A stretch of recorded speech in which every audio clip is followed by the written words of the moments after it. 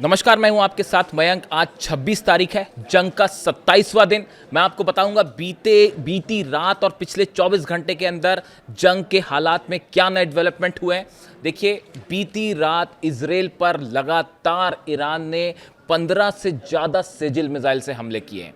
Sejjil missile आप जानते हैं, जिनकी तस्वीरें आपने देखी होगी। और बताया जा रहा है कि बीती रात एक बार फिर ईरान ने इजराइल के ऊपर, खास तौर पर तेल अवीव पर, हाइफा पर सेजिल मिसाइल की बरसात कर दी है। बल्कि कल दोपहर से ही, जो हम अगर बात करें तो कल दोपहर से ही हमले शुरू हो गए थे और रात भर सेजिल मिसाइल से टारगेट किया गया। हम देख रहे हैं किस तरह से बदल बदल के मिसाइल्स फायर की जा रही है इजराइल के ऊपर। मैं आपको और बताऊंगा कि कहां कहां हमले हुए और क्या अब डोनाल्ड ट्रंप का आगे क्या प्लान है, इसको लेकर एक बड़ा खुलासा। लेकिन उसके पहले एक ऐसी खबर जिसने कल पूरे मिडिल ईस्ट में सनसनी फैला दी थी। यहां तक कि रूस से लेकर IAEA जो है वो भी परेशान हो गया था इस खबर को आने के बाद। देखिए, कल अचानक ये खबर आती है कि बुशहर प्लांट में, ईरान का जो बुशहर प्लांट है, न्यूक्लियर प्लांट है जो कि रूस की मदद से चलता है, उसके ऊपर एक मिसाइल गिरती है। उसका डिस्टेंस सिर्फ 350 मीटर था। यानी कि जो बुशहर प्लांट है, न्यूक्लियर प्लांट है, उससे सिर्फ 350 मीटर की दूरी पर एक मिसाइल अटैक होता है, एक मिसाइल गिरती है। उसके फौरन बाद अचानक ये खबर फैली कि ये मिसाइल ने बुशहर प्लांट के कोर एरिया को भी नुकसान पहुंचाया है। इस तरह की खबर अचानक से फैलनी शुरू हो गई और उसके फौरन बाद एक रेडिएशन का अलर्ट जारी किया। आपने देखा होगा, कल कुवैत में अचानक पैनिक हो गया था, क्योंकि ये बुशहर जिस जगह पर है प्लांट, उसके करीब जो है वो कुवैत लगा हुआ है।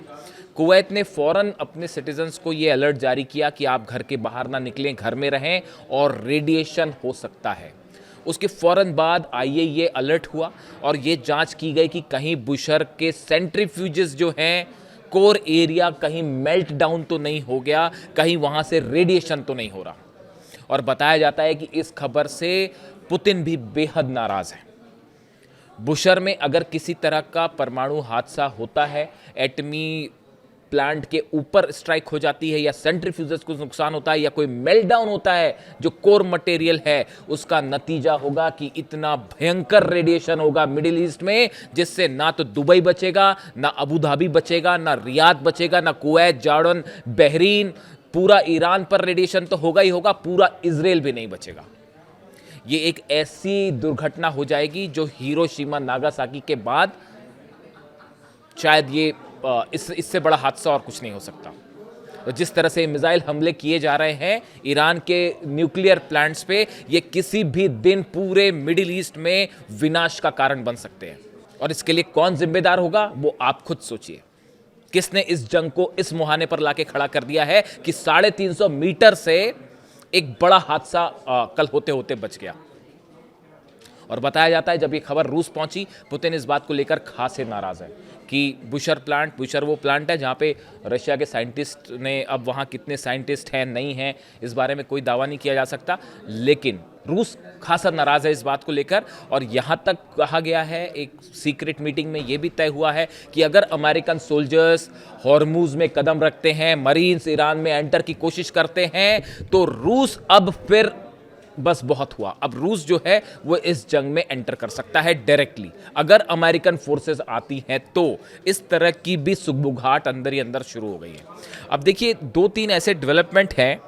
हम इजराइल की बात करेंगे, इजराइल का तो बुरा हाल है, उसकी हम अलग से बात करेंगे, लेकिन उसके अलावा 2-3 बड़े डेवलपमेंट। देखिए, आपने इस तरह की तमाम खबरें सुनी होगी कि पाकिस्तान की तरफ से एक 15 सूत्री कार्यक्रम जो है वो अमेरिका ने भेजा है ईरान से बातचीत को लेके। ऐसी तमाम बातें, मैं उस पर कोई बात ही नहीं करना चाहता। उसको लेके इतनी अफवाहें उड़ चुकी हैं, ऐसी ऐसी बातें हो चुकी है। वो जब ईरान जब बोलेगा तब हम उस पर बात करेंगे, जब ईरान की तरफ से कोई कंफर्मेशन आएगा तब हम उस पर बात करेंगे। अभी आप फिलहाल जंग की बात करते हैं। एक तो अब्राहम लिंकन पर आपने देखा होगा, कल फिर बैलिस्टिक मिसाइल्स दागी हैं ईरान ने। अब्राहम लिंकन एयरक्राफ्ट कैरियर जो कि अरब सागर में है, उसको निशाना पे लेते हुए बैलिस्टिक मिसाइल दागी गई। अच्छा, अब ये खबरें भी हैं कि अमेरिका जो है वो एक बड़ा ग्राउंड ऑपरेशन कर सकता है ईरान में, हॉर्मुज में। और कहा जा रहा है कि 82nd एयरबोर्न डिवीजन, जिसमें 1500 से 2000 कमांडो होते हैं जो कि फौरन रिएक्शन करते हैं 24 घंटे के अंदर जहां भेजना हो वहां पहुंच जाते हैं। और 82nd एयरबॉर्न डिवीज़न अमेरिका की वो डिवीज़न है जिसका इस्तेमाल इराक वॉर में हुआ था, जिसका इस्तेमाल अफगानिस्तान वॉर में हुआ था। हालांकि वो दोनों में कुछ हो नहीं पाया, वो जीत नहीं पाया अमेरिका, और वो मैस है पूरा। लेकिन फिर भी ये जो है 82nd एयरबॉर्न डिवीज़न है जिसके कमांडो अब ईरान भेजे जाएंगे, इस तरह की खबरें हैं। और खर्ग आइलैंड पर एक्शन हो सकता है, इस तरह की चर्चाएं हैं सामने। और जो सेंटकॉम है, सेंट्रल कमांड है अमेरिका की, जो इस मिडिल ईस्ट में पूरा ऑपरेशन देखती है, उसको 21 दिन और जंग की तैयार रहने के लिए और प्लान एक दे दिया गया है कि 21 दिन आपको जंग कैसे आगे और बढ़ानी है। ये पेंटागन की तरफ से प्लान दिया गया है। तो एक जो खबरें सामने आ रही हैं कि अमेरिका जो है वो अपने 10,000 टोटल सैनिक, अगर आप 82nd एयरबॉर्न डिवीज़न की बात कर लें, मरीन्स की बात कर लें, और यूएसएस ट्रिपोली जो जहाज़ है उसके कमांडोज की बात कर लें, और पैराट्रूपर्स की भी खबरें हैं कि अमेरिका अपने पैराट्रूपर्स भेज सकता है फारस की खाड़ी में। अगर ये सबको टोटल कर लिया जाए तो एक करीब संख्या 10,000 बैठ रही है।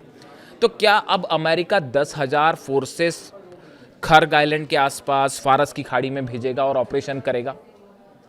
ईरान ने कहा आप थोड़ा करीब आइए, हम इंतज़ार कर रहे हैं। वो मैंने आपको कल बताया था कि ईरान की सेना क्या कर रही है कि आप थोड़ा और हमारे करीब आइए, उसके बाद हम आपको जवाब देंगे। और बताया जा रहा है कि फारस की खाड़ी में ऑलरेडी माइंस बिछानी शुरू हो गई है, और अच्छी खासी माइंस बिछा दी गई हैं वहाँ पे, यानी अब एंट्री वाला कोई सवाल ही नहीं है। ऐसे सिचुएशन में क्या ग्राउंड ऑपरेशन करेगा अमेरिका, और ट्रंप क्या चाह रहे हैं? इसको समझने के लिए आपको 2-3 चीज़ें बड़ी गौर से समझनी पड़ेगी कि देखिए दिखाने की कोशिश क्या हो रही है, और असली में क्या ट्रंप ये मान चुके हैं कि हम ये मिशन हमारा फेल हो चुका है ईरान। देखिए गौर करने वाली बात यह है कि अगर हम ईरान के आसपास किसी बड़े वॉरशिप की बात करें अमेरिका के, 1000 किलोमीटर के डिस्टेंस पर इस समय अमेरिका का कोई भी बड़ा वॉरशिप नहीं है। जेरल्ड आर फोर्ड में आग लग गई है, वो गया वापस सुधरने के लिए, उसको सही करने के लिए जो खबरें आ रही हैं अमेरिकन मीडिया से कि उसको सही करने में कम से कम जो है 15 से 16 महीने लगेंगे उसको वापस इस स्थिति में लाने के लिए कि अब ये अटैक करें। तो जेरल्ड आर फोर्ड गया, खत्म हो गया। अब्राहम लिंकन जो है वो 1000 किलोमीटर से डिस्टेंस से आगे नहीं जा पा रहा है, कि आगे जाएगा तो कब उस पर कौन सी मिसाइल गिर जाए कोई भरोसा नहीं है, तो वो उसको बचाते फिर रहे हैं, यानी अब्राहम लिंकन बाहर है। उसके अलावा कोई भी ऐसा कैरियर नहीं है या कोई भी वॉरशिप नहीं है जो 1000 किलोमीटर के दायरे के अंदर हो ईरान में। तो ऐसे में पैराट्रूपर्स कैसे भेजे जा सकते हैं, ऐसे में मरीन्स कैसे भेजे जा सकते हैं? अगर कोई भी आप वॉर एक्सपर्ट से बात करें, अमेरिका जब भी फारस की खाड़ी पर कोई ग्राउंड एक्शन करेगा या फिर खर्ग आइलैंड के आसपास करेगा, केशम आइलैंड के आसपास करेगा, तो उसको ईरान के जो किनारे हैं उसके पास अपने वॉरशिप्स रखने पड़ेंगे। यह संभव ही नहीं है कि आपका 1000 किलोमीटर के डिस्टेंस पे आपके वॉरशिप हो और आप पैराट्रूपर्स आ दिए जाए, गाजर मूली की तरह छील देगी ईरान की सेना उनको। आरजीसी जो है घिर जाएंगे, वो बाहर आना मुश्किल हो जाएगा। तो देखिए दिखाने की कोशिश क्या हो रही है कि हम बहुत बड़ा हमला करेंगे, हम ग्राउंड ऑपरेशन करेंगे, जबकि हकीकत जो बताई जा रही है, जेडी वेंस का कल ये कहना कि हम ये जंग जीत चुके हैं। कल जेडी वेंस का बयान तो देखा ही होगा आपने, उपराष्ट्रपति का, कि उन्होंने ये ऐलान कर दिया कि साहब हम जो है अमेरिका अब ये जंग जीत चुका है। माना ये जा रहा है कि अमेरिका ने ऑलरेडी ईरान से अपना लाव लश्कर लेकर वापस भागने की तैयारी कर ली है, और एक बड़ा कुछ दिन और 2-4 दिन बड़े हमले हो सकते हैं ईरान पर, वो भी B-2 बॉम्बर्स से, और एयर स्ट्राइक हो सकती है। उसके बाद अमेरिका खुद अपनी घोषणा कर देगी साहब हम जीत गए और अब हम वापस चले। भाई इज्जत तो बचानी है, वरना कुछ नहीं बचेगा।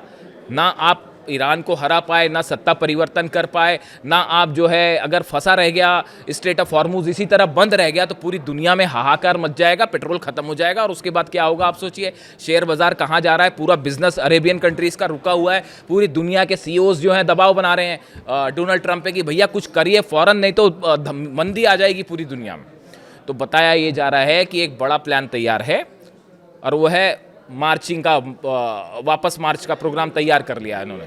और हो सकता है कि डोनाल्ड ट्रंप ये अनाउंसमेंट कर दें कि भाई अब हम जीत गए जंग, अब हम जा रहे वापस, और इस हालत में फंस जाएगा इजराइल और नेतन्याहू। भाई अमेरिका तो वापस चला गया, देखिए अमेरिका का एजेंडा बहुत क्लियर है, अमेरिका वापस जाएगा, उसके बाद अरब देशों को कहेगा कि देखिए आप पर हमले हुए थे, अब आप हमसे हथियार खरीदिए। वो UAE को भी हथियार भेजेगा, सऊदी को भी हथियार भेजेगा, जॉर्डन को भी बेचेगा, कुवैत को भी बेचेगा, इराक पर सबको हथियार बेचे जाएंगे।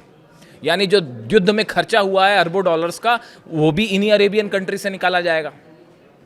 अब सवाल है कि नेतन्याहू और इजराइल का क्या होगा। ईरान के तो एम बिल्कुल क्लियर है, उन्होंने कहा किसी सूरत में जंग रुकेगी नहीं और कम से कम इजराइल पर तो हमले रुकेंगे नहीं। तो फिर अब नेतन्याहू इजराइल को कैसे बचाएंगे, ये एक ऐसा सवाल है जिसका जवाब किसी के पास नहीं है। और बीती रात जो हमले हुए हैं इजराइल के ऊपर, सेजिल से नॉन स्टॉप हमले हुए। हमने देखा एक दिन पहले खुर्रम शहर से हमले हुए थे, उसके एक दिन पहले कद्र और इमाद से हमले हुए थे, उसके एक दिन पहले फतेह 2 मिसाइल्स दागी जा रही थी।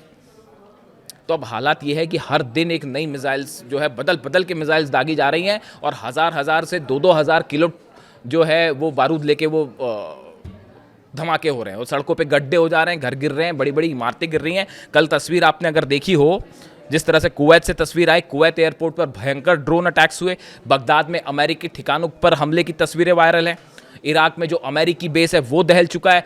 इरबिल की तस्वीरें देखिए आपने, होटल्स पे, बड़ी बड़ी हाई राइज होटल्स पे सीधा ड्रोन स्ट्राइक्स हो रही हैं। फिर चालू है, वो दुबई में सायरन रुक नहीं पा रहे कि कब वहां पे दुबई पे फिर से अटैक हो जाए, कोई भरोसा नहीं है। ऐसी हाल जो है वो सऊदी का भी है।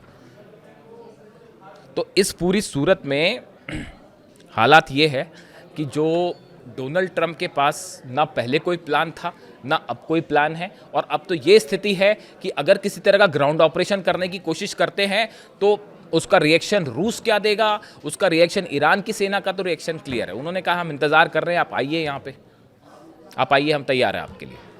तो किसी भी तरह का ग्राउंड ऑपरेशन करना, पैराट्रूपर्स भेजना, ये अपने आप में एक बड़ी चुनौती है, जो अगर आप एक्सपर्ट्स की माने तो ये इतना आसान नहीं होगा। टॉक्स का क्या होगा, बातचीत का क्या होगा, वो अभी छोड़ देते हैं, उस बारे में कोई बातचीत करने का मतलब ही नहीं है। तरह तरह के तमाम दावे हो रहे हैं और अमेरिका और सऊदी की मीडिया में तरह तरह के दावे हैं जिनके बारे में जिस दिन ईरान ये बात बोलेगा, मैं बार बार ये बात बोलता हूं कि जिस दिन ईरान के विदेश मंत्री अब्बास अराक्ची साहब कोई बात बोलेंगे उस दिन उस बात पर सोचा जाएगा। फिलहाल ईरान की सेना कंट्रोल में है। ईरान की सेना की अलग अलग यूनिट्स, में कई बार बोल चुका हूँ आपको, 31 यूनिट्स हैं जो काम कर रही हैं और सबके पास अपनी मिसाइल्स हैं और सबको अपने टारगेट भी दिए जा चुके हैं। यानी कुल मिला के अब हालात ये हैं, 26 तारीख और 27वां दिन जंग का, ईरान ने एक बड़ी बढ़त बना ली है अमेरिका और इजराइल के ऊपर। मैं एक वीडियो देख रहा था, MI6 जो इंटेलिजेंस एजेंसी है ब्रिटेन की, उसके एक्स चीफ हैं एलेक्स यंगर, उनका एक इंटरव्यू देख रहा था मैं। उसमें उन्होंने ये दावा किया कि अब तक जितनी जंग हुई है इसमें ईरान की बड़ी जीत हो गई है और ईरान भारी पड़ रहा है अमेरिका पर और इजराइल पर। ये बात कौन कह रहा है? ब्रिटेन के MI6 इंटेलिजेंस जो है उसके एक्स चीफ ये बात कह रहे हैं। यानी अब ये बात साफ हो चुकी है कि अब तक जितनी जंग हुई है उसमें ईरान ने अमेरिका, इजराइल, अरब देशों को, यहाँ तक कि पूरी दुनिया की इकॉनमी को घुटनों पर ला दिया है और ये ईरान की बहुत बड़ी जीत है। इससे जुड़ा जो भी अपडेट होगा मैं आप तक पहुँचाऊँगा। Thank you so much.